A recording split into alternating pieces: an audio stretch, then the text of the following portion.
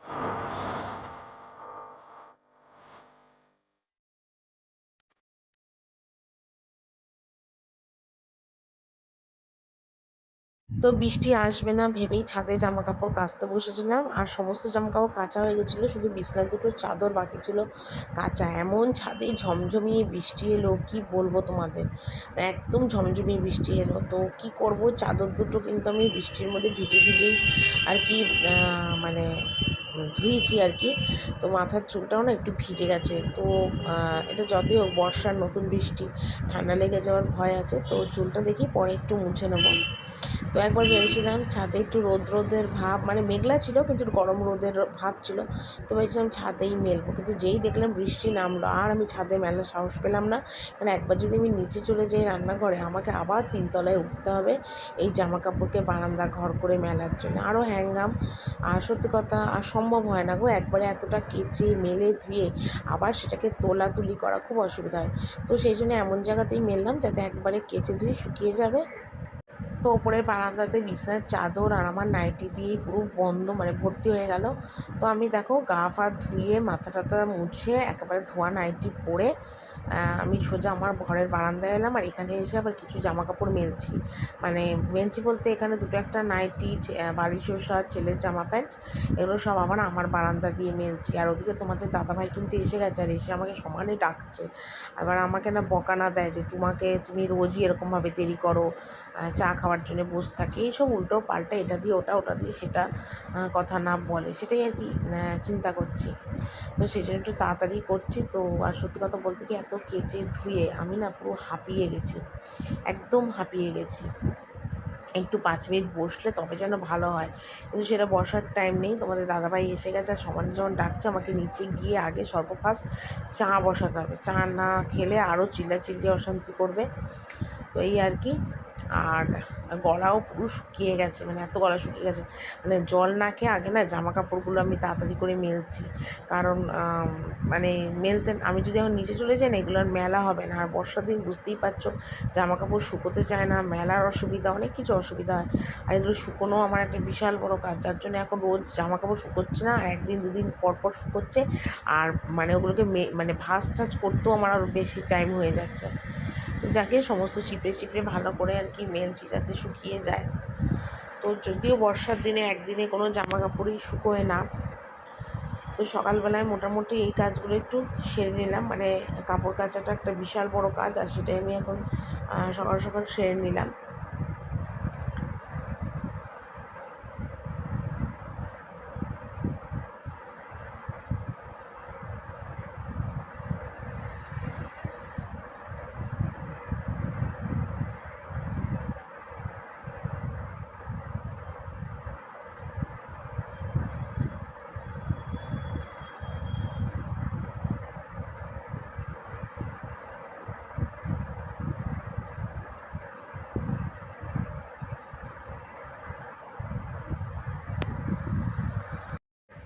তো আমি একটু জল খেয়ে নিই, মানে ভীষণই গলা শুকিয়ে গেছে। জল টল খেয়ে একবারে রান্নাঘরে যাই।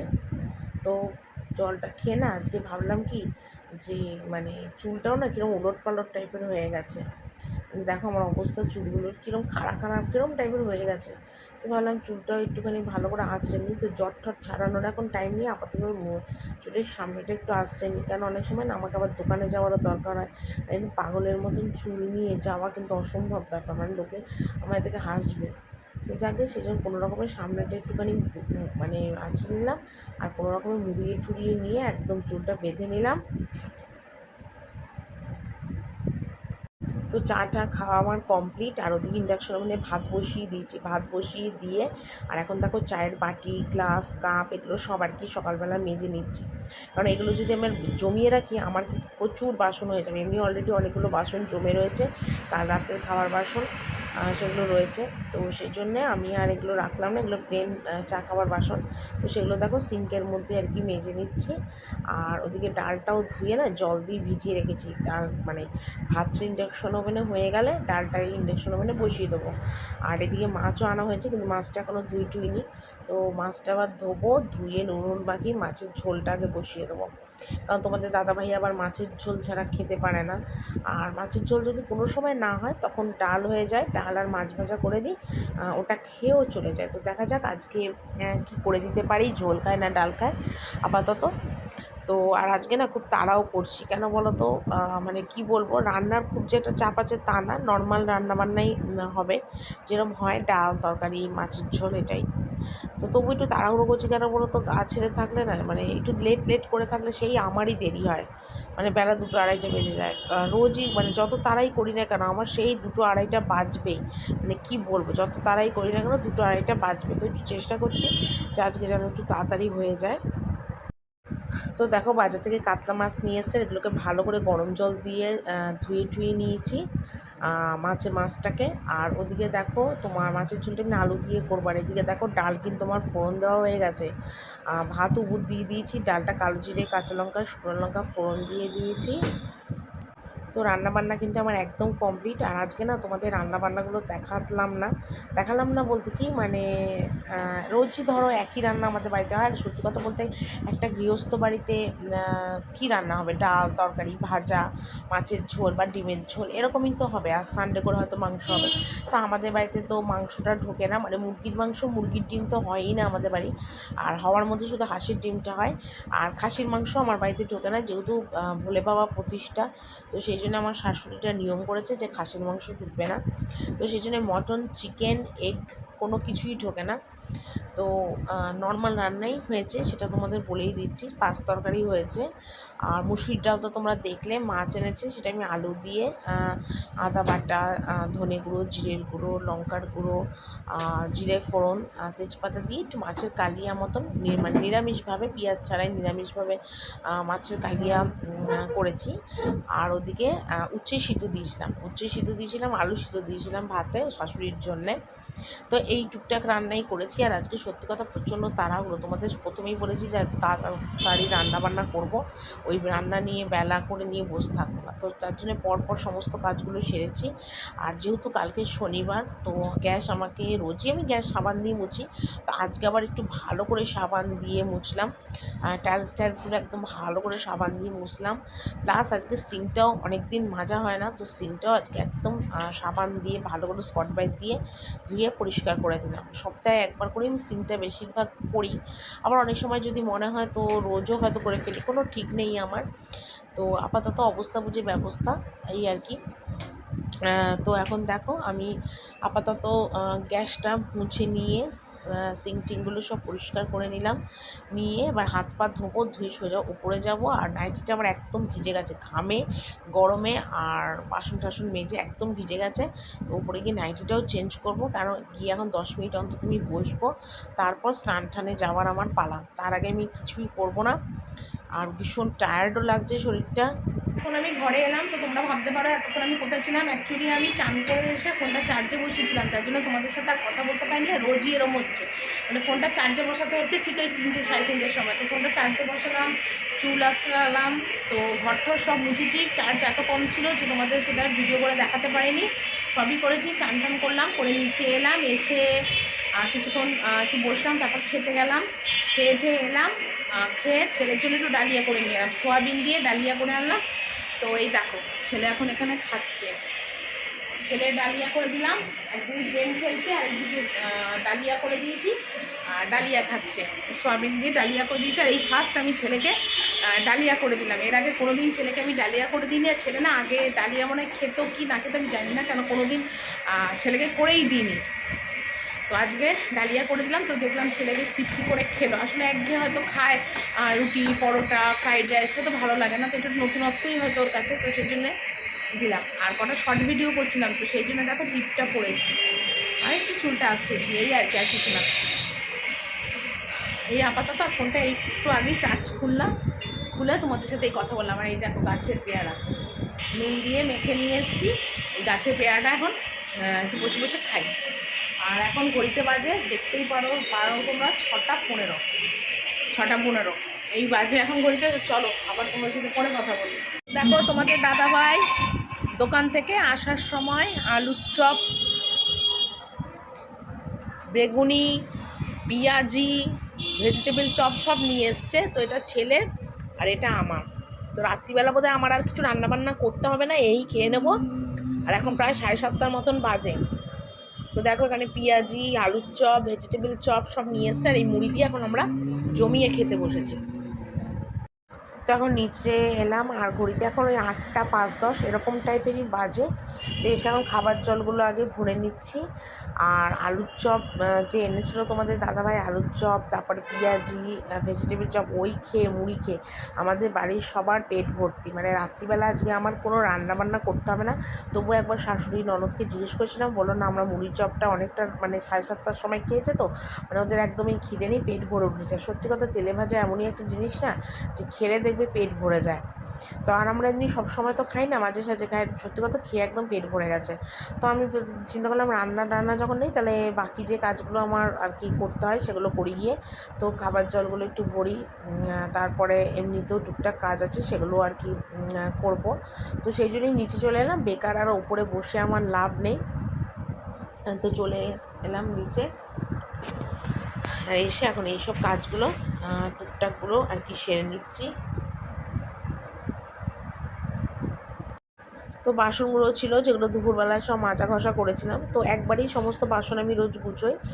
ভাগে ভাগে আর গুছিয়ে লাভ নেই, মানে এখন কিছু তখন কিছু সেটা না, এখনই আর কি সব গুছোতে বসলাম বাসনগুলো। কারণ বাসনগুলো না গুছোলে না আমার রান্না করার সময় বা কোনো সময় দরকার হলে খুব অসুবিধা হয়। তো সেই জন্যই বাসনগুলো গুছালাম। তো যাক গিয়ে অনেক দিন পর আবার রাত্রে রান্নার আমি ছুটি পেলাম, অনেক দিন পর। মানে সত্যি কথা বলতে কি, রোজ রাতের একই ডিউটি করতে না আর ভালো লাগে না। মানে এক এক সময় মনে হয় যে একটু ছুটি হলে ভালো হয়, বা আজকে যদি রুটিটা না করতে হয় ভালো হয়, বা কেউ যদি একটু মুখের সামনে রুটি তরকারিটা দিত, বা দিনের বেলা রান্নাটা করতো আমি খেতাম, মানে এরকম না মাঝে মাঝে মনে হয়। কিন্তু সেটা তো আর শ্বশুরবাড়িতে হওয়া সম্ভব না, সেটা একমাত্র মার কাছে হয়, বাপের বাড়িতে মার কাছে হয়, আর কারোর কাছে সেটা হয় না। তো যখন ইচ্ছা করে না কোনো কাজ করতে, তখন মার কথা খুব মনে পড়ে যে মা যদি থাকতো, মা বলতো তোকে করতে হবে না, আমি করে দিচ্ছি, এই কথাটাই মা বলতো। কিন্তু সেটা তো আর হয় না। তো যাকে অনেক দিন পর রান্নার ছুটি পেলাম, এটাই আর কি, মানে রাতে রান্নার ছুটি পেলাম অনেক দিন পর। তো মাঝে মাঝে যদি এরকম ছুটি পাই কিন্তু মন্দ হয় না, আমি তো মনে করি বেশ ভালো হয়। আর যাকে মুখ ফুটে তো আর কাউকে বলতে পারি না যে আজকে আমার ইচ্ছে করছে না রান্না করতে, বা আজ করব না, সেটা তো বলতে পারি না, তো কি করব। তো যাকে করতে হয়। তো যেহেতু আজকে তোমাদের দাদাভাইগুলো নিয়ে এসছে, খেয়েছি, তো সেই জন্য আর ছেলেকে তো সন্ধ্যাবেলা আজকে ডালিয়া করে দিয়েছিলাম। তো তারপরে ছেলে আবার আলুর চপ মুড়ি খেয়েছে, সেই জন্য ছেলেও কিচ্ছু খাবে না, কারণ ছেলেও বললো যে পেটটা আমার একদমই ভর্তি, খাবো না, জল খাবো। তো খুব গলাও শুকিয়ে যাচ্ছিলো, জল খাচ্ছে। তো সেই জন্য থাক, তাহলে ওরও খেতে হবে না, জল খেয়ে রাত্রিবেলা ঘুমিয়ে পড়ুক। তো এই দেখো বাসনগুলো কিন্তু আমার সমস্ত গোছানো কমপ্লিট হয়ে গেল। প্রতি শুক্রবারের আমার একটা প্রধান এই ডিউটিটা, সেটা কি বলো তো, সেটা হলো ফ্রিজ মোছা। ফ্রিজ মোছাটা হলো প্রতি সপ্তাহের একটা বড় কাজ আছে, এটা একটা কারণেই করতে হয়। কিন্তু সারা সপ্তাহ মাছ টাছ হয়, পেঁয়াজ টিয়াজের ছোঁয়াছানি থাকে। তো সেই জন্যই ফ্রিজটা আর কি আমাকে প্রতি শুক্রবার করেই মুছতে হয়। যদিও ফ্রিজ আমার পরিষ্কার, সেটা তোমরা দেখেই বুঝতে পারছো, কিন্তু তবুও আমাকে ফ্রিজটা মুছতে হয়। তারপর মাখনের বাটি থাকে, মাখনের বাটিটা চেঞ্জ করি, কারণ মাছের ছোঁয়াছানি হয়ে যায়। তো সব মিলিয়ে মিশিয়ে আমার আলাদা একটা পরিষ্কার ধোয়া ন্যাকড়া দিয়ে ফ্রিজটা একটু দেখো এখন মুছে দিচ্ছি। আর যেহেতু রাতে রান্নাবান্নার ঝামেলা নেই, কোনো কিছু না, ওদিকে ভাগ্নির একারই গরম জল করেছি, টুকটাক এইসবগুলো করেছি, চায়ের বাসন ছিল সেগুলোও মেজেছি। তো সেগুলো আর তোমাদের আর দেখালাম না, মুখেই সব কিছু বলে শেয়ার করে দিলাম, এটাই আর কি। তো চলো বন্ধুরা, ভিডিওটা আজকে এখানের মতনই শেষ করি।